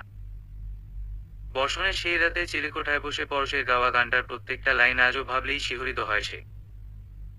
তুই আরেকটু আনমনে থাক, উড়ে যাক তোর কবিতা মাখা চুল। প্রতিটা অক্ষরেই যেন ছিল পরশ ভাইয়ের সূক্ষ্ম অনুরাগের প্রকাশ। পুরনো সেই ক্ষণ ভেবেই ঠোঁট চওড়া হলো হাস্যকরীর চোখ দুটো। কে বলেছে সে আগ্রহ হারিয়েছে ওই পাগলাটে মানুষটার প্রতি? এই যে মাত্র ওই মানুষটাকে ভেবে তার ভেতরে সুখ সুখ হাওয়া বইছে এখন। রোদ ঝলমলে দিনটা হুট করেই নিরুৎপরণ রূপ ধারণ করল। রাতভর জলধারা অব্যাহত ছিল, তাই সকালের রোদটা বড় মিষ্টি মিষ্টি লাগছিল। কলেজ ক্যাম্পাসে ভেজা ঘাসের ওপর খালি পায়ে হাঁটতে গিয়ে কলির পা কাদা মাটিতে মাখামাখি। এখন আবার আকাশে ছায়ারঙা মেঘের আয়োজন দেখে মনে হলো ঝমঝমিয়ে বৃষ্টি হলে সে এখানেই ভিজবে। ক্লাস করার আজ একটু মন নেই। মনে পড়ে আছে ওই আকাশ কোণে মেঘের ভাঁজে কাল্পনিক সেই ছবিটাতে। কলি অনেকটা সময় মাথা উঁচিয়ে তাকিয়ে রইল সেদিকে। মেঘের ভেলায় আলগোছে আঁকা পরশ ভাইয়ের মুখটা। শৈল্পিক সে মুখাবয়ব প্রকৃতিরই যেন নিপুণ কারসাজি ওই শয়তান কিসিমের পাগলটাকে মনে করিয়ে দেবার, নাকি সে নিজেই যেচে কল্পনা করছে তাকে। আজকে ক্লাস যেহেতু করবেই না, বৃষ্টিবিলাসা আরামসে করা যেত, অথচ দেখো বৃষ্টি আসার নামই নেই, স্বগতোক্তি করল কলি। আরেক পাগল আনিকা কত জোর জবরদস্তি করেও ভার্সিটিতে আনা গেল না তাকে। কি এক জরুরি কাজ আছে বলে তড়িঘড়ি করে বেরিয়ে গেল কোথাও, আরো মিনিট 20 ক্যাম্পাসেই ঘুরে ফিরে কলি পা বাড়ালো হলে ফেরার জন্য। বারংবার মেঘের গর্জন শোনা যাচ্ছে, কিন্তু বৃষ্টির দেখা নেই। আকাশ আগের চেয়েও কালো হয়ে দিনকে রাতেই যেন বদলে দিতে চাইছে। কলি এবার কাদামাখা পাই জুতো জোড়া গলিয়ে ব্যাগ হাতে বের হলো ক্যাম্পাস থেকে, আর তখনই বেজে উঠল ফোনখানা তার। আনিকা কল করছে দেখে সাথে সাথেই রিসিভ করলো। বাড়ির কিংবা পরশ ভাইয়ের কল দেখলেই কলি এড়িয়ে যাচ্ছে কাল থেকে, কিন্তু আনিকার কলে সমস্যা নেই। হ্যালো, কই তুই? উদ্গ্রীব হয়ে জানতে চাইল আনিকা। ক্যাম্পাস থেকে বেরোচ্ছি। আচ্ছা, গেটের কাছে আয় জলদি, আমি দাঁড়িয়ে আছি। বান্ধবীর কথা শুনে ভ্রু কুঁচকে ফেলল কলি। সে কোন জরুরি কাজে গেল, তবে এখানে কেন? কলি আর কিছু না বলে কল কেটে আনিকার কাছে গেল। এখানে কেন দাঁড়িয়ে আছিস, তোর নাকি কাজ ছিল? সে কাজেই যাব আবার। তোকে ছাড়া কাজ হচ্ছে না। কি এমন কাজ যা আমি ছাড়া হয় না? আনিকা আর জবাব দিল না। তার ফোন বাজছে, তাই তড়িঘড়ি রিক্সা ডেকে একটা ঠিকানা বলল। রিক্সাওয়ালা যাবে সেখানে, তাই আর দেরি না করে আনিকা উঠে বসল। কলিও বসলো উঠে, তবুও তার প্রশ্ন জারি রইল গন্তব্যে পৌঁছানোর আজ পর্যন্ত। কোথায় যাব, কেন যাচ্ছি, না বললে যাব না, এই সেই আরো অনেক কথা বললেও কলি আনিকা মুখ খুলল না। প্রায় 20 মিনিট পর তারা এসে পৌঁছলো একটা দোতলা বিল্ডিং এর সামনে। ছোটখাটো একটা মার্কেটটা দেখেই বোঝা যাচ্ছে। আনিকা ভাড়া মিটিয়ে কলির হাত ধরে বলল, চল। তুই কিছু কিনবি? নিউ মার্কেটে গেলেই তো হতো 20 টাকা বাস ভাড়া, আর কেনাকাটাও ভালো হতো। কপাল কুঁচকে নিজের মতো বলে চলছে কলি। আনিকা একবার গাঢ় দৃষ্টিতে তাকালো কলির দিকে। সে আজ যা করছে এর জন্য হয়তো কলি তার ওপর খুব রেগে যাবে, কিন্তু এই রাগটা নিশ্চয়ই বেশি দিন থাকবে না। পরশ ভাই ভালো ছেলে, আঙ্কেলও রাজি হয়ে গেছেন, এরপর আর তার এইটুকু সাহায্যতে কলি রেগে থাকার মানে হয় না। কেনাকাটা করতে আসিনি কলি, আমরা কাজী অফিসে এসেছি। আনিকার কথাটা শুনতেই কলির শিরদাঁড়া বেয়ে শীতল এক শিহরণ বয়ে গেল। ষষ্ঠ ইন্দ্রিয় জানান দিল পরশ ভাই আছে এখানে। কলির রাগ হওয়া উচিত ছিল, কিন্তু কেন হচ্ছে না সে বুঝতে পারছে না। আনিকা আবারও বলল, ভুল বুঝিস না আমাকে, পরশ ভাইয়ের অনুরোধ ফেলতে পারিনি আমি আর আঙ্কেল। চল। গম্ভীর স্বরে কলি কথাটা বলেই সামনে আগালো। দোতলার ঠিক মাঝামাঝি কয়েকটা ইলেকট্রনিক্স শপের পরই কাজী অফিসটা। কলি নিজের মতো করে খুঁজে খুঁজে আগাতে থাকলে আনিকা মেসেজ করলো পরশের নম্বরে। আমরা এসে গেছি, দোতলায় আছি। পরশ মেসেজ পেয়ে দ্রুত চেক করলো। মেসেজটা পরেই সে কাজী অফিস থেকে বেরিয়ে সামনে আগালো। খুব আগাতে হয়নি, মাত্রই 4 কদম ফেলতেই মুখোমুখি হলো কলির পেছনে আনিকা। কলি, বিয়ে করবে তাই না? আচ্ছা ঠিক আছে, তাই হবে, কিন্তু এভাবে কেন? আমি রাস্তার কোন মেয়ে নাকি জ্বালা উঠেছে আমার, যা নেভানোর জন্য এখানে এভাবে এসে বিয়ে করতে হবে? কলি মুখ সামলে বল। প্রচন্ড ক্রোধান্বিত শোনালো পরশের কণ্ঠ। কলি মোটেও ভয় পেল না, সে বলেই চলল, বাপ মা ফেলে বিয়ে করার কোন কারণ আছে আমার? 2-4 বছরের প্রেম ছিল তোমার সাথে। তোমার সাথে বিয়ে না হলে মরে যাব আমি। নাকি আমাকে না পেলে তোমার চলবে না, তোমার হৃৎপিণ্ড থমকে যাবে, বেলুন ফাটার মতো করে ফেটে দুনিয়া ত্যাগ করবে। এমন কিছু তো নয়। তবে এভাবে লুকিয়ে বিয়ের আয়োজন কেন? তুমি কি?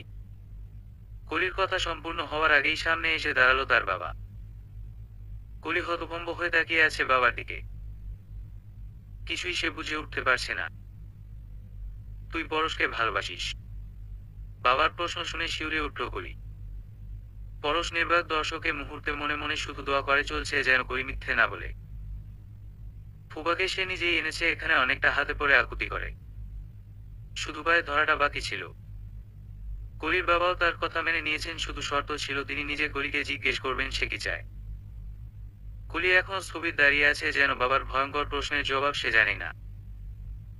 কলির বাবা আবারও প্রশ্ন করলেন, তুই কি পরশকে বিয়ে করতে চাস? পরশের এবার শ্বাসে টান পড়ল, যেন কলি কি তবে তাকে ভালোবাসেনি। কলির বাবা এবার হুঙ্কার ছাড়লেন, তুই কি এই ছেলেটাকে ভালোবাসিস, বিয়ে করতে চাস? হ্যাঁ বা না তো জবাব দে কলি। শ্রাবণের শেষ বৃষ্টি হয়তো আজই হচ্ছে। সেই ভোর 5টায় আকাশ কালো করে বৃষ্টি শুরু হয়েছিল, সেই বৃষ্টি এখন সন্ধ্যেতেও চলছে অবিশ্রান্ত। কখনো ঘোর বর্ষণ, আবার কখনো ছিল ইলশেগুড়ি, কখনো আবার শিয়ালের বিয়ের রোদময় বৃষ্টিও ছিল, তবুও থেমে নেই। বড় চাচি তো পার্লার থেকে সেজে এসেছিল, কিন্তু গাড়ি থেকে কনভেনশন হলের গেট পেরুতেই বৃষ্টির কয়েক ছাড়ে ভারী মেকআপে ফাটল দেখে কেঁদেই ফেলল। বড় চাচু তখন সবই কাচ্চির মাংস মুখে তুলেছিল, চাচির কান্নায় সেটা হাত থেকে পড়ে গেল।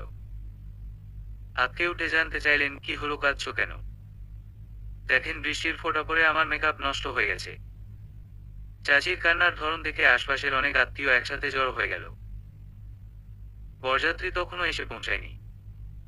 সামান্য মেকআপের জন্য 50 বছর বয়সী কোন নারী যে এমন হুলস্থুল কাণ্ড করতে পারে তা কলির বড় চাচিকে না দেখলে কারো জানা হতো না। চাচু অবশ্য এমন কাণ্ডে প্রচন্ড রেগে চাচিকে ধমকে উঠলেন, বুড়ি মহিলা ছেলের বউদের সাথে তাল মিলিয়ে এ বয়সে মেকআপ করে এখন ন্যাকা কান্না শুরু হয়েছে। যত সব দিল খাবারের 12টা বাজিয়ে। চাচির রাগ হলো চাচুর আচরণে, তিনি মুখ ঝামটা মেরে চলে গেলেন সেখান থেকে। এখন তাকে আরিফ ভাইয়ের বউকে খুঁজতে হবে মেকআপটা ঠিক করানোর জন্য। এদিকে কলির বড় বোন কেয়া সেই কখন থেকে লেহেঙ্গার দুপাশ ধরে সিঁড়ির কাছে দাঁড়িয়ে আছে। দুলাভাই এখনো সিঁড়ির কাছে যায়নি। কলির সাথে পাল্লা দিয়ে আপু লেহেঙ্গা কিনেছে কলির বিয়েতে পড়বে বলে। এখন সেই লেহেঙ্গার ওজনের সাথে হিল পায়ে কেয়া চলতেই পারছে না। বহু কষ্টে পার্লার থেকে গাড়ি আর গাড়ি থেকে হলে সিঁড়ি অবধি এসে আটকে গেছে। এ নিয়ে আর নিজেকে টেনে উপরে ওঠা দেয় বলে দুলাভাইকে কল করে বলেছে জলদি এসে নিয়ে যাওয়া আমায়। কিন্তু বেচারা বাচ্চার কান্নাকাটি সামলাতে গিয়ে ভুলে গেছে সে কথা আর আপু আগের জায়গায় দাঁড়িয়ে। আশফাক ভাইয়া অবশ্য একবার জোরাজুরি করলো, আয় কেয়া আমি নিয়ে যাচ্ছি তোকে। কেয়া শোনেনি সে কথা। যাবে সে তার বরের সাথেই, এবং এই যে তাকে অপেক্ষা করতে হলো এর জন্য বেচারাকে ভোগ করতে হবে শাস্তি। তারপর আসি মেজো চাচুর কথায়। খালি পেটে তার ডায়াবেটিস আজ সকালেও ছিল 12 ঘরে। সকাল বিকাল ইনসুলিন তার প্রথম ভরসা, আর বরাবরই তার জন্য মিষ্টি খাবার নিষিদ্ধ। এদিকে ব্লাড প্রেশারও হাই। ইদানিং চাচুর চেহারাতেও তার অসুস্থতা স্পষ্ট। বাবা আর বড় চাচুর সামনে দাঁড়ালে মেজো চাচুকেই দেখতে বৃদ্ধ লাগে এই রোগভারে নয় পড়া শরীরে। খাবারের ব্যাপারে তিনি একদমই অসচেতন, আর তাই চাচি সারাক্ষণ চোখে চোখে রাখেন। এই যে মাত্রই চাচি কোন কাজে করির মায়ের কাছে যেতেই চাচু গিয়ে এক গাদা মিষ্টি প্লেটে নিয়ে লুকিয়ে পড়ল করির স্টেজের উল্টো পাশে। ওদিকটা মূলত কোনের প্রয়োজনে রেস্ট আর মেকআপের জন্য রাখা। সেখানে প্রায় 4-5 জন মেয়ে মহিলা। চাচু সবাইকে চুপ থাকতে বলে গোপাগপ দুটো মিষ্টি মুখে পুরে ফেলল। হঠাৎই চাচুর কোটে টান পড়ায় পেছনে ফিরতেই বড় একটা ঢোক গিলল। তবে উপকার হলো, ঢোক গিলতেই মুখে থাকা দুটো মিষ্টির একটা পেটে চালান হলো। মেজো চাচির চোখ মুখ ভয়ানক রকম লাল হয়ে উঠেছে। আত্মীয় স্বজন মহিলারা সকলেই তাদের অবস্থা দেখে মুখ টিপে হাসেন।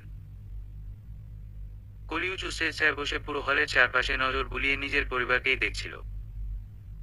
ওই যে হলের উত্তর দিকে একেবারে রেলিং দেওয়া অর্ধ দেয়াল ঘেঁষে দাঁড়ানো আরিফ ভাই। তার পাশেই তার নব্য বিবাহিতা সুন্দর স্ত্রী।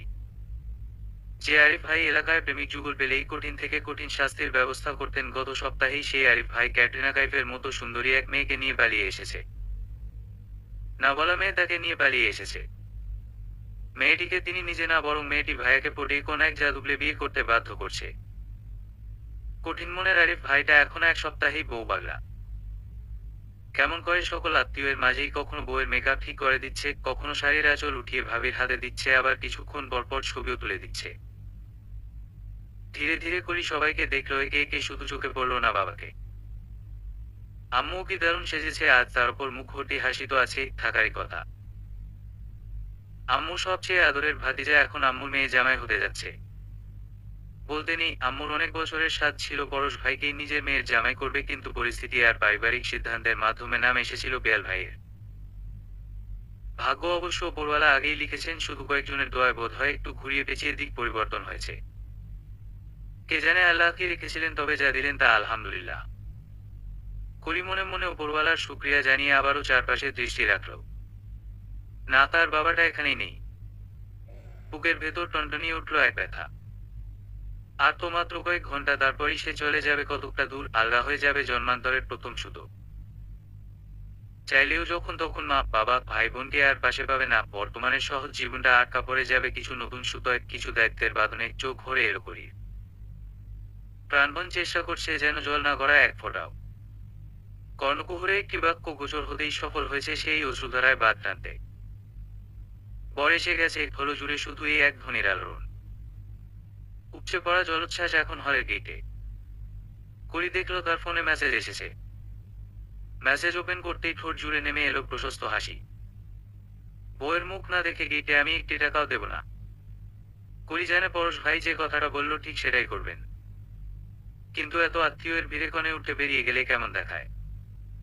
গেট বরাবর মিনিট খানেক সময় তাকিয়ে থেকে খেয়াল করলো পূর্ব দিকে গেট হলেও দক্ষিণের এক পাশ খোলা রেলিং। ওখান থেকেও কি দিলে হয়তো দেখা যাবে কিছুটা। কিন্তু সে ওই অব্দি যাবে কি করে। আবারও তার দৃষ্টি ঘুরল হলো জুড়ে। ছোট ভাবিকে দেখা গেল কারো সাথে কথা বলছেন। তৎক্ষণাৎ সে কল দিল ভাবির নম্বরে। কলির কল দেখতে পেয়ে ভাবি চলে এলো কলির কাছে। কিছু লাগবে কলি? ভাবি একটু ওদিকটায় যাব। কোনো সমস্যা? কলি ফোন তুলে ভাবিকে দেখালো পরশের মেসেজ। মুচকি হেসে ভাবি তাকে ধরে নিয়ে গেল দক্ষিণ দিকের খোলা অংশটায়। একটুখানি উঁকি দিতেই চোখে পড়ল কালো রঙা শেরওয়ানিতে সিঁদুর রাঙা মুকুটের মতো পাগড়ি পরা পরশ ভাইকে। ক্লিন শেভ, গাল আলোর ঝলকানিতে চমকাচ্ছে দারুণ। আলতো হাতে সে রিপ্লাই লিখল, উপরে তাকান। মেসেজ পেয়ে সরাসরি উপরে তাকিয়ে ঠোঁট কামড়ে হাসলেন তিনি। সবার চোখ ফাঁকি দিয়ে চোখ টিপলেন পেশিকে। তারপর বিনা বাক্যেই শ্যালক শালিকাদের আবদার পূরণ করে গুনে গুনে পুরো 20,000 তুলে দিলেন তাদের হাতে। পরশের কাণ্ড দেখে রেগে গেল পরশের বন্ধু আর পিয়াল। তারা কত প্ল্যান করলো, গিটে একটা টাকাও দেবে না। কিন্তু এই পরশ তো বিয়ের নামে পাগলি হয়ে গেল, আর হবে নাই বা কেন, কত সাধনার বিয়ে তার। রাত 9টার মধ্যেই বিয়ে হয়ে গেল পরশকলির। 10টার মধ্যে বরপক্ষ রওনা হবে রাজশাহীর জন্য, তাই যতটা সম্ভব দ্রুত সব আয়োজন শেষ করতে চাইছে সবাই। বিয়ের পর বরকনের মিষ্টিমুখ করাবে বলে পরশকে আনা হলো কলির স্টেজে। পাশাপাশি বসিয়ে তোলা হলো নানা পোজে হাজারো ছবি। স্মৃতির পাতায় জমা থাকবে সকল ফটো ভিডিও। সেই আয়োজনেই কেটে গেল আরো 1টি ঘন্টা, সময় হলো বিদায়ের। কলির বাবা পুরো সময়ে মাত্র একটিবারই এসেছিলেন মেয়ের সামনে। যখন বিয়ের কাজ চলছে তখন তিনি উপস্থিত ছিলেন। কলি দেখেছিল তার বাবার রক্তিম ফোলা দুটো চোখ। বাবা কেঁদেছে লুকিয়ে, তা বুঝতেই যেন কলির কান্না বাড়ল। কবুল বলা মুহূর্তে জ্ঞান হারালো কলি, জ্ঞান হারালো তার মাও। যে মানুষটা পুরোটা দিন আনন্দে আটখানা হয়ে হাসিতে ঝলমল করেছিল পুরো সময়, সে মানুষটা যে শেষ মুহূর্তে ঢলে পড়বে কেউ ধারণাই করতে পারেনি। বিদায় মুহূর্তে বাবার কাঁধে কলি আর পরশের কাঁধে ছিলেন কলির মা। ফুপুকে আদর আহ্লাদে সামলে নিয়ে তবেই সে কলিকে নিল নিজের হাতে। সব আয়োজন নির্বিঘ্নে হলেও ঝামেলা বাধ্য গাড়িতে বসা নিয়ে। জার্মানে থাকাকালীন কলির সাথে কথায় কথায় পরশ জানতে চেয়েছিল বিয়ে নিয়ে কলির ইচ্ছে। সে বলেছিল তার সব বিয়েতে সে বাইকে করে শ্বশুর বাড়ি যাবে। পরশ তখন হাসি ঠাট্টায় বলেছিল যদি কড়া রোদ কিংবা বৃষ্টি থাকে তখন। কলি হাসতে হাসতে বলেছিল, হোক রোদ কিংবা বৃষ্টি, যাব তো আমি বাইকে করেই। বরের পিঠে মাথা এলিয়ে এগিয়ে যাব নতুন গন্তব্যে। পরশ ভুলেনি সে কথা। সেও পুরো প্রস্তুতি নিয়ে বিয়ের আয়োজন রাতে রেখেছিল। তার ধারণা ছিল রাতের বেলা রোদ থাকবে না, কিন্তু বৃষ্টি নিয়ে তার টেনশন নেই। দুটো রেইনকোট সে আগেই কিনে রেখেছিল। আষাঢ় মাসে বিয়ের ডেট, বৃষ্টির কোন গ্যারান্টি নেই ভেবেই তার প্রস্তুতি। কিন্তু দু পরিবারের কেউ রাজি হলো না পরশের সিদ্ধান্তে। রাত করে ঢাকা টু রাজশাহী, ভীষণ লম্বা সফর বাইকে করে অসম্ভব। তার উপর বিয়ের কনে ডাকাত ছিনতাইকারীর কবলে পড়লে রক্ষা নেই। পরশ মানল না কোন যুক্তি, তার সাথে আরো বন্ধুরা আছে। সবাই ইচ্ছে করেই বাইকে করে এসেছে। পরিকল্পনা তাদের ঠিক 3 বছর আগের সেই দিনটির মতোই ছিল। শেষ পর্যন্ত রওনা হলো পরশের ইচ্ছেমতি। ঢাকা ছেড়ে 2 ঘন্টার পথ ফেরতেই বাইক থামালো পরশ। বৃষ্টিধারা তখন থেমেছে সবে। রাস্তার ধারে বাইক থামলো একে একে সকরাই। বন্ধুরা সকলে সারি সারি দাঁড়িয়ে পড়ল সামনে, তাকিয়ে পরশ গুলি পড়ে রইল সবার পেছনে। পরশের এই বাইকে যাওয়ার পরিকল্পনাগুলি অনেক আগেই টের পেয়েছিল, কিন্তু এখন আবার কি করবে। শুনশান হাইওয়েতে একটু পরপর সাই সাই করে চলে যাচ্ছে বাস, ট্রাক। কলি এদিক সেদিকে তাকিয়ে আবার ফিরল পরশের দিকে। বলতে চাইল কৌতূহলী কিছু কথা, পরশ সুযোগ দিল না। কলি মুখ খোলার আগেই পরশ আঁকড়ে ধরল কলির ঠোঁট। গাঢ় অন্ধকার, বৃষ্টিহীন এখন শীতল হাওয়ার রাজত্ব চারপাশে। কলির চোখ দুটে বুঝে এলো আপনা আপনি, গাল গড়িয়ে পড়ল তপ্ত স্রোতধারা। পরশ ছাড়ল না অনেকটা সময়। দম আটকে আসার আগ মুহূর্তে বুঝি ছাড়ল সে কলিকে। এরপর বিরতিতে পার হলো মাত্র সেকেন্ড 30, তারপর আবারও অদর নিল নিজ দখলে। আকস্মিক এমন প্রলয়ঙ্কারী ঝড়ে কলির নিতর দশা। আবারও শুরু হচ্ছে টিপটিপ বৃষ্টি, কিন্তু কারো কোন তারা নেই, কারো কোন সাড়াও নেই। পরশ থামল, সময় নিল, কলির কানের কাছে ফিসফিসিয়ে বলল, শাস্তি তোর কম হয়েছে। পূরণ করবো, বাড়ি গিয়ে প্রথম দফা এখানেই দিলাম। বাড়ি গেলেই আর তোকে ভাগে পাবো না অনেকটা সময়, কিন্তু আমি তো অত সইতে পারবো না। প্রথমটা ছিল আমাকে 3টি বছর বিরহে রাখার শাস্তি, দ্বিতীয়টা ছিল সেই দিনের যেদিন কাজী অফিসে আমায় ভালোবাসিস না বলেছিলি তার জন্য। কলির মনে পড়ে গেল পরশ ভাইয়ের সেই রক্তিম চোখ। বছর 3 আগের সেই দিন কলির বাবাও যখন কাজী অফিসে উপস্থিত ছিলেন, কলি ভয় পেয়েছিল খুব। তার মনে হচ্ছিল পরশ ভাই আর আনিকা মিলে তাকে ধোঁকা দিল। তার বাবার চোখে তাকে দুনিয়ার সবচেয়ে নিকৃষ্ট কন্যাটি বানিয়ে দিল। বাবা যখন তাকে ধমকে উঠলেন, পরশকে ভালোবাসিস হ্যাঁ বানাতে জবাব দে, কলি ভয় পেয়েছিল খুব। পরশ আশায় ছিল কলি মিথ্যে বলবে না, কিন্তু তাকে ভুল প্রমাণ করে কলি মিথ্যে বলেছিল। সে বলেছিল, না পরশ ভাইকে আমি ভালোবাসি না। কলির এই মিথ্যে স্থায়ী হয়েছিল মাত্র 5 মিনিটের মতো। কলির না শুনে তার বাবা তক্ষুনি হাত তোলেন পরশের গালে। পরপর থাপ্পড় লাগান অনেকগুলো, তা দেখেই কলি কান্নার জোয়ারে বলে দেয় সে ভালোবাসে পরশ ভাইকে। বিয়েটা সেদিন হয়নি তাদের। পরশ শূন্য আত্মা হয়েই সেদিন দেশ ছেড়ে যায়। কলির বাবা কোনাভিমুখ হয়ে পড়েন। দিন কাটে ছন্নছাড়া হয়ে পরশ কলির, তবুও কেউ কারোর সাথে কোন যোগাযোগ রাখে না। এরই মাঝে পরশের বাবাও শেষ মুহূর্তে ছেলের লোকেশন ট্রেস করে এসে পৌঁছায় এয়ারপোর্ট। ঝামেলা করার ইচ্ছে নিয়ে এলেও ছেলের মুখের দিকে তাকিয়ে তিনি থমকে যান। সেদিন বিদায় মুহূর্তে না চাইতেও বুকে জড়িয়ে ধরেন ছেলেকে। পরশ দেশ ছেড়েছে জানতে পেরে তৈর বাবা আক্রোশে ফেটে পড়েন। তিনি হুমকি দেন তার মেয়েকে পরশ ছেড়েছে তিনি কিছু বলবেন না, যদি পিয়ালের সাথে বিয়ে দেন পিয়াল প্রথমেই নাকচ করে তার প্রেমিকাকে ছাড়া কাউকেই সে বিয়ে করবে না। এমনকি তৈর মুখের ওপর বলেছিল, অন্যের ইউজ করা মাল আমি কোন দায়ে নিতে যাব যেখানে আমার ইনটেক লাভই আছে। ত্রয়ীর সেদিন লজ্জা লেগেছিল খুব। আত্মসম্মান যেখানে একদমই ছিল না, সেদিন হুট করেই যেন তার আত্মসম্মান জাগল। নিজের বাবাকে থামিয়ে দিল সকল প্রকার জোর জবরদস্তি থেকে। পিয়াল আর দেরি করেনি। এরপর বাবার অনুমতি ছাড়াই সে বিয়ে করে ফেলে। মনে মনে ভীত ছিল বাবা বোধহয় ঘাড় ধাক্কা দিয়ে বের করে দেবে বাড়ি থেকে, কিন্তু তেমন কিছুই হয়নি। বাবা বদলে গেছেন পরশ ভাইয়ের চলে যাওয়ায়। মায়ের সাথেও সম্পর্কে তিনি শিথিলতা এনেছেন। পরশ ভাই প্রথম 6টি মাস কারো সাথে কোন যোগাযোগ রাখলেন না। কলির বাবাও কলির কোন খোঁজ রাখলেন না মেয়ের। বড় চাচু নিজে খোঁজ নিতে, সেই সাথে কলির পড়ার হলে থাকার খরচও দিতে থাকলেন। ভাইয়েরাও পিছিয়ে রইলেন না এদিক থেকে। তবুও দিন শেষে কলির অন্তর ফাঁকা রয়ে গেল। তার প্রিয় দুটি পুরুষের সাথেই যখন যোগাযোগ শূন্য, তখন হঠাৎ একদিন বড় মামা এলেন কলির সাথে দেখা করতে।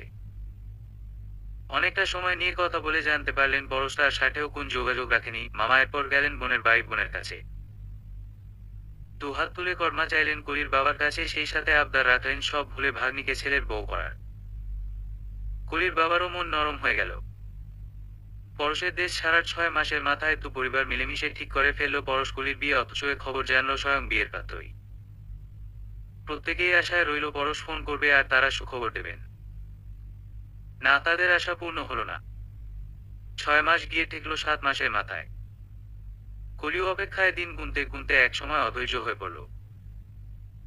তারপর হঠাৎ একদিন তার মনে হলো পরশের কানে বিয়ের খবর পৌঁছানোর উপায় সে পেয়ে গেছে। কলির বান্ধবী আনিকার বিয়ে হয়ে গেছে কিছুদিন আগেই, আর পাত্র ছিল পরশেরই কোন বন্ধু। পরশ কলিকে এক করার পরিকল্পনা করতেই গিয়ে আনিকার প্রেম হয়ে যায় পরশের রাজশাহীরই এক বন্ধুর সাথে। কলি আর দেরি না করে আনিকার সাথে দেখা করে। কথায় কথায় বিয়ে ঠিক হওয়ার কথা আনিকাকে জানালে সেও তার বরকে জানায় সে কথা। আনিকা জানত না পরশের সাথে যোগাযোগ আছে এখনো তার বরের। অন্যদের মতো সেও ভাবত পরস্পর খোঁজ বন্ধুরাও জানে না। কিন্তু কলির ধারণায় ঠিক পরশের সাথে তার সকল বন্ধুরই যোগাযোগ আছে। ঠিক দুদিনের মাথায় পরশের ফোন এলো তার বাবার কাছে, এর পরের ফোনটা এলো কলির বাবার কাছে, এবং সর্বশেষ কলটা এলো কলির কাছে। মনে মনে কলি ঠিক করেছিল কত শত শাস্তি দেবে সে পরশ ভাইকে। কিন্তু এ কি হলো? উল্টো পরশ ভাই তাকেই শাস্তি দিল মধ্যরাতের আধার ঘেরা বর্ষণের রাতে। প্রেমের বর্ষণে তাকেই ভাসিয়ে দিল নাম না জানা অনুভূতির সাগরে।